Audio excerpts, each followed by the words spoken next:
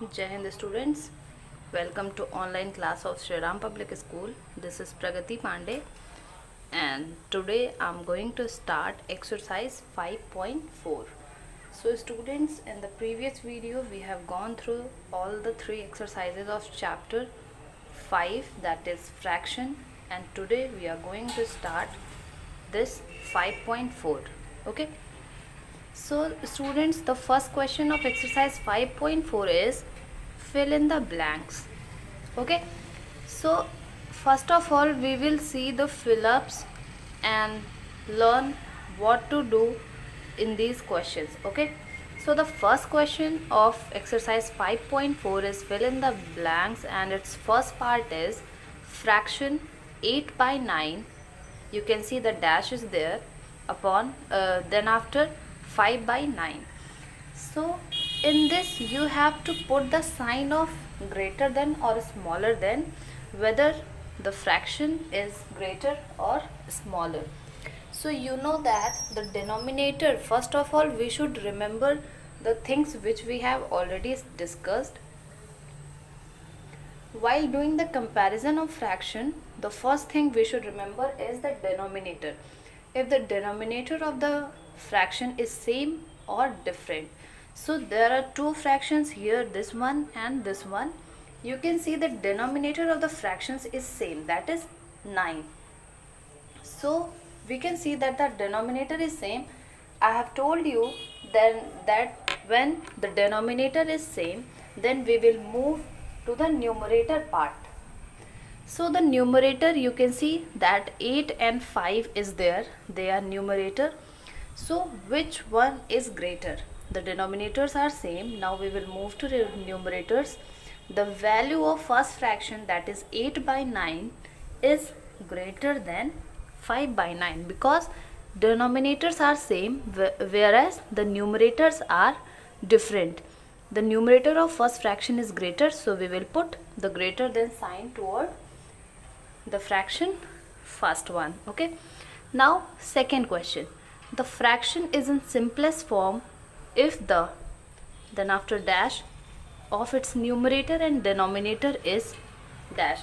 First of all, I have told you that while doing the fraction, while converting it into the simplest form, first thing we should remember that both the fractions are in the simplest form. That means they should be the prime numbers. Okay, they should be the prime numbers. That means they cannot be divisible by any number, or you can also say that if they are prime or not prime, but if you divide by a single number to the numerator and denominator, they cannot be divided by that single number. Let's see how it may be possible. Suppose we have 24 upon 25. You can see that this one is not prime and this is also not prime. They both are not prime. But you can see if we divide 24 by 2, it can be divided, but 25 cannot be divided by 2. Whereas you can see that 3, when we divide with 3, this 24 will be divided but this will not be divided. We will move to 5. 5 से देखेंगे ये तो divide होगा लेकिन ये नहीं divide होगा. मतलब ऐसा फ्रैक्शन की किसी भी फ्रैक्शन की ऐसी कंडीशन आ जाए जब वो किसी एक सिंगल नंबर से डिवाइड ना हो, न्यूमरेटर और डिनोमिनेटर किसी एक डेफिनेट सिंगल नंबर से डिवाइड ना हो. मतलब एक्सेप्ट 1, अगर 1 से आप 24 को करें और 25 को करें तो ये हो जाएंगे, लेकिन एक्सेप्ट 1 ये किसी दूसरे नंबर से ना डिवाइड हो. ऊपर नीचे न्यूमरेटर डिनोमिनेटर की वैल्यूज किसी दूसरे नंबर से ना डिवाइड हो एक्सेप्ट 1. इस कंडीशन को हम HCF में भी पढ़ते थे, हाईएस्ट कॉमन फैक्टर. ये कंडीशन HCF में हमने देखा था कि किसी भी नंबर का HCF जब फाइंड किया जाता था तो उस कंडीशन में जो कॉमन फैक्टर्स होते थे, हाईएस्ट कॉमन फैक्टर्स होते थे, उनको हम लेते थे. मतलब दोनों मान लीजिए दो नंबर्स हैं, उनका हम HCF फाइंड करते थे, उसमें जो दोनों में कॉमन होता था उसको हम लेते थे। कुछ याद आ रहा है? सो अगर देखा जाए तो ये 24 है और ये 25 है। इन दोनों का अगर हम HCF निकाले तो कॉमन आपको क्या मिलेगा? 1 मिलेगा, only one will be common. देख लेते हैं, 2 मल्टीप्लाई 2 टू ज़ा 4, 4 मल्टीप्लाई 2 टू ज़ा 4 टू ज़ा 8, 3 ज़ा 24। हमने इसको कन्वर्ट किया, ये इसके फैक्टर्स आए और इसका फैक्टर हो गया 5 मल्टीप्लाई 5। मान लीजिए जब हम फैक्टर्स लिखते हैं तो 1 कंसीडर करते हैं, तो आप देखेंगे इसमें 1 मल्टीप्लाई 5 कॉमन 1 आ रहा है। यहाँ भी देखेंगे और यहाँ भी देखेंगे, मतलब इन दोनों के बीच में HCF हमें क्या मिल रहा है? 1। तो क्वेश्चन जो आपका कहा गया है, a fraction is in the simplest form if the HCF of its numerator and denominator, अभी हमने एग्जाम्पल 24/25 देखा, इज 1। HCF क्या होगा? सिर्फ 1 होगा, और दूसरा कोई होगा तो मतलब उस नंबर से वो डिविजिबल होगा, इस वजह से सिर्फ HCF 1 होना चाहिए उस कंडीशन में। Now the third part of this exercise is 1/2, here is dash, 1/3 is equal to 5/6। आप देख रहे हैं कि यहाँ पे हमको कौन सा साइन पुट करना है, तो आप पहले हम यहाँ पे प्लस रख के देखते हैं। अगर आप प्लस रख के देखेंगे, इसको वेरीफाई करेंगे तो आपको 5/6 ही मिलेगा। अगर हम पहले माइनस करके देखते तो हमें दूसरा कंडीशन, मतलब आपको क्या करना है, साइन को पुट करके चेकआउट करना है कि कौन सा हमें वैल्यू ये दे देता है।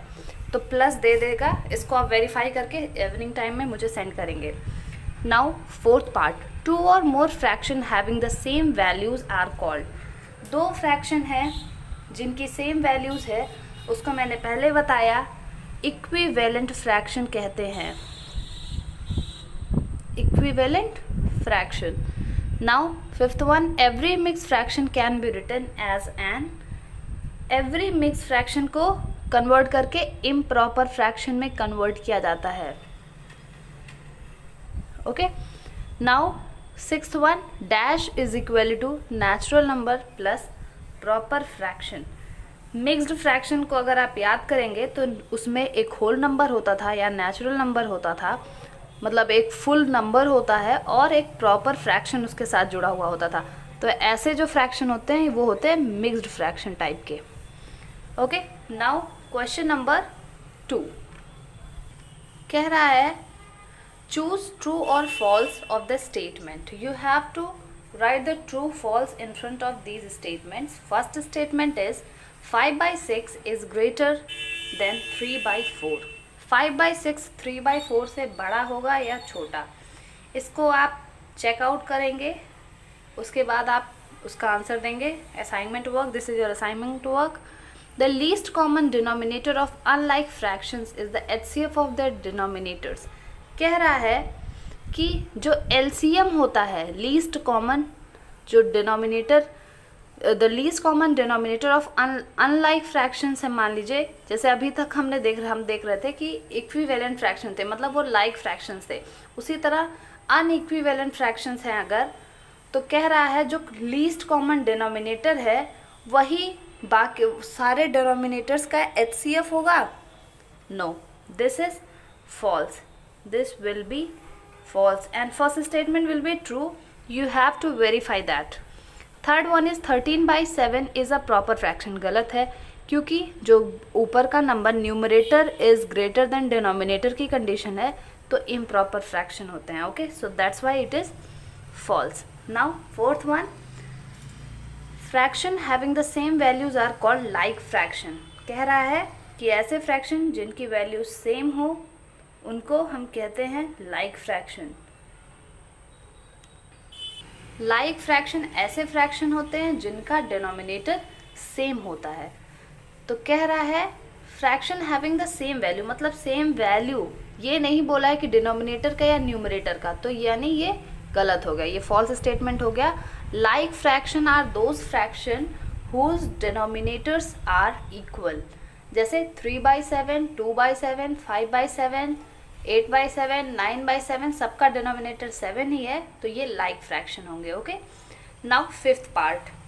A fraction a by b is greater than c by d if the cross product ad is greater than bc. कह रहा है एक फ्रैक्शन है a by b, वो बड़ा है c by d से. इफ द क्रॉस प्रोडक्ट, अगर cross product a multiply d is greater then b multiply c, ये कंडीशन ट्रू होगी. अगर a मल्टीप्लाई d की वैल्यू b मल्टीप्लाई c की वैल्यू से ज़्यादा होगी तो वो फ्रैक्शन, ये फ्रैक्शन बड़ा होगा. क्यों? क्योंकि अगर जिसका न्यूमरेटर बड़ा है और दूसरे वाले का डिनोमिनेटर बड़ा है, जिसका न्यूमरेटर बड़ा होता है और डिनोमिनेटर छोटा होता है, और वहीं दूसरी कंडीशन न्यूमरेटर छोटा और डिनोमिनेटर बड़ा को अगर हम कंपेयर करेंगे तो हमेशा जिसका न्यूमरेटर बड़ा होता है वो फ्रैक्शन हमें बड़ा ही मिलेगा. So now we will move to the next question, that is 3. Express each of the following in mixed fraction. मैंने पहले आपको बताया है किस तरह से हम मिक्स्ड फ्रैक्शन में कन्वर्ट करते हैं. You can see all the fractions are improper fraction. सब देख रहे हैं न्यूमरेटर सबका बड़ा है, इसका भी बड़ा है, इसका भी बड़ा है, इसका भी और इसका भी, सबका न्यूमरेटर डिनोमिनेटर से बड़ा है. तो इसको हमें सिंपली कन्वर्ट करना है मिक्स्ड फ्रैक्शन में. तो वेरी इजी, आप सिंपली डिवाइड करते चले जाएंगे इस तरह से जैसे मैंने बताया था और सॉल्व करेंगे. Okay, assignment work, this is your assignment work. Now question number 4. Simplify 1 by 1 whole 1 by 3, 2 whole 1 by 3, 3 whole 1 by 3 plus 4 whole 1 by 3 plus 5 whole 1 by 3, ऐसे करके 10 whole 1 by 3 तक हमको जाना है. इसको सिंप्लीफाई करना है. अब आप सोचिए ये कितना कॉम्प्लिकेटेड हो जाएगा इसको सॉल्व करना.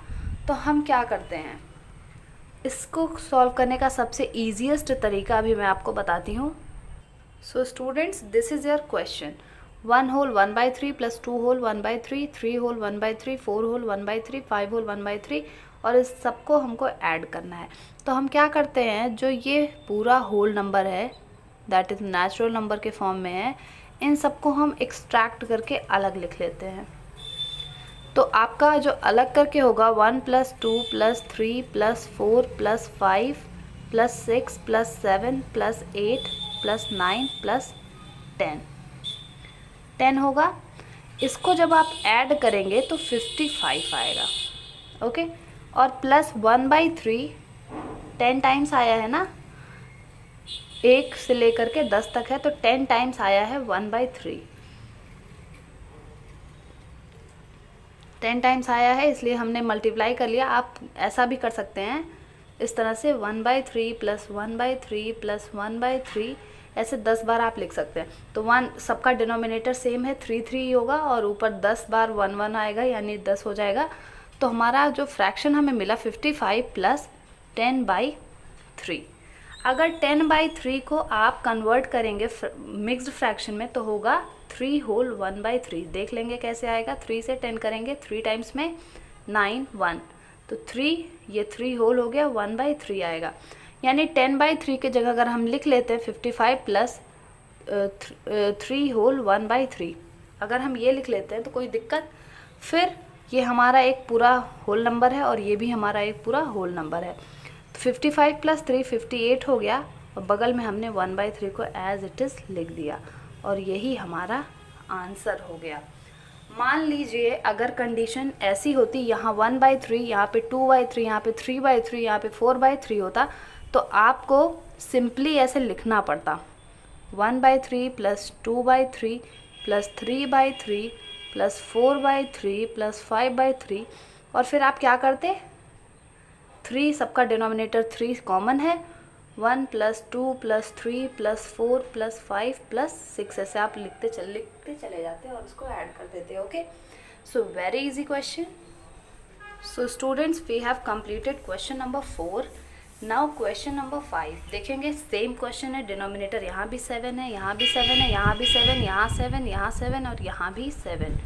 999 एक बार, 2 बार, 3 बार, 4 बार, 5 बार, 6 बार लिखा है, तो 999 मल्टीप्लाई 6 अलग कर लेंगे आप। उसके बाद 1/7, 2/7, 3/7 को ऐड करते हुए चले जाएंगे, जैसा हमने क्वेश्चन नंबर 4 में किया। So this is your assignment work. So students, we have completed question number 1, 2, 3, 4, 5 and up to 5. Your fifth one is your assignment work. So that's all for today. We will proceed from question number 6 in the next video. Till then, stay safe, stay healthy.